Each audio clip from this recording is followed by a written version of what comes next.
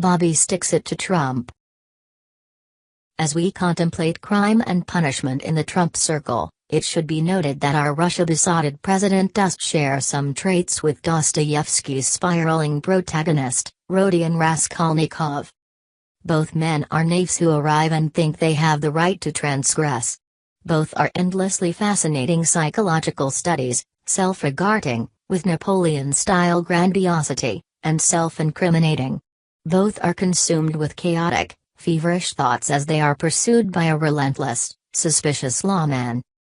But it is highly doubtful that Melania will persuade Donald to confess all to Special Counsel Robert Mueller III and slink off to Siberia. We are in for an epic clash between two septuagenarians who both came from wealthy New York families and attended Ivy League schools but couldn't be more different, the flamboyant flim-flam man and the buttoned-down, buttoned-up Boy Scout. And we know the president has no idea how to talk to scouts appropriately. One has been called America's straightest arrow. One disdains self-promotion and avoids the press. One married his sweetheart from school days. One was a decorated Marine in Vietnam. One counts patience, humility and honesty as the virtues he lives by and likes to say you're only as good as your word. Continue reading the main story. Related coverage. Mueller seeks White House documents on Flynn August 4, 2017. Maureen Dowd.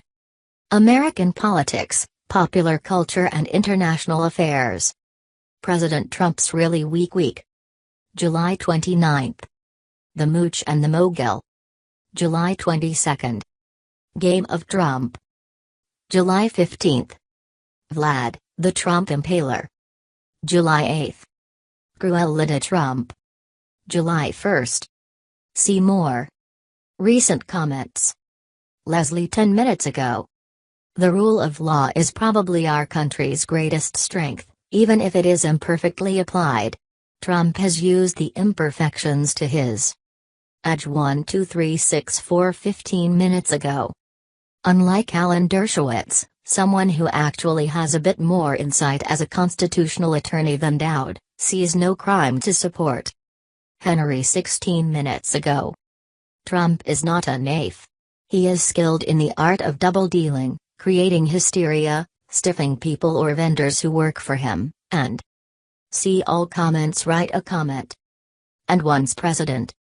Trump biographer Michael D'Antonio says the president has been lying reflexively since he was a kid, bragging about home runs he didn't hit. He gets warped satisfaction from making up stuff, like those calls from the head of the Boy Scouts and the president of Mexico that the White House just admitted never happened.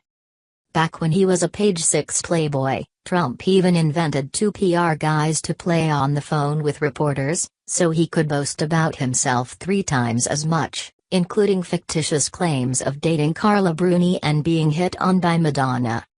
He is never deterred by the fact that he can be easily caught. But considering he survived the Access Hollywood video, it's no wonder he has a distorted sense of what is an existential threat.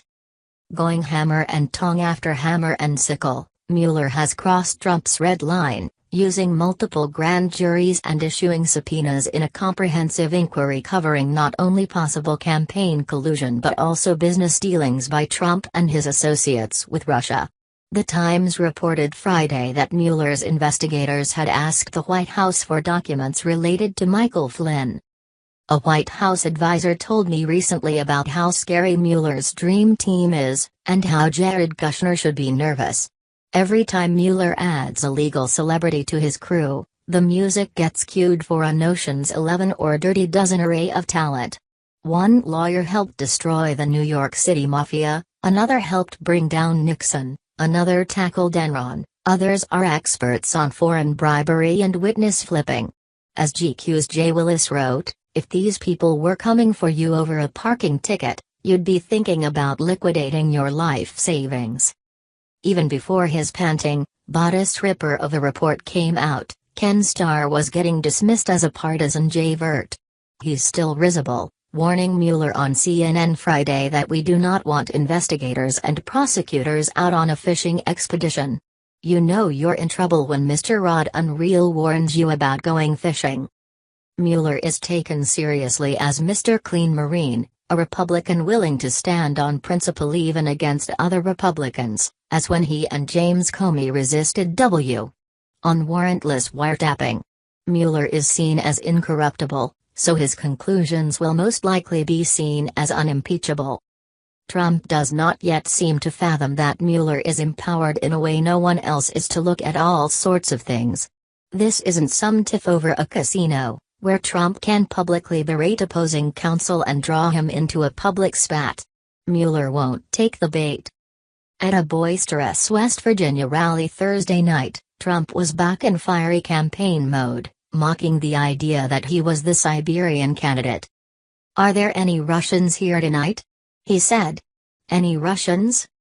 All I can say is, hurry up, Bobby Three Sticks." Mueller got this moniker from FBI agents because of the 3 Roman numerals at the end of his name. There may be no more bizarre, Byzantine mystery in the history of American politics than Trump's insistence on dancing with the Red Devil in the pale moonlight. Even for this most unlinear, illogical, uninformed president, it is flummoxing. When I talked to Trump about the Russians in 1987, when Mikhail Gorbachev made his first visit as Soviet leader to America and invited businessmen to meet with him in New York, Trump seemed normal, saying he was willing to listen but was suspicious and we should not be overly eager to make a deal. But something happened to give him a blame America first attitude when it comes to the Russians.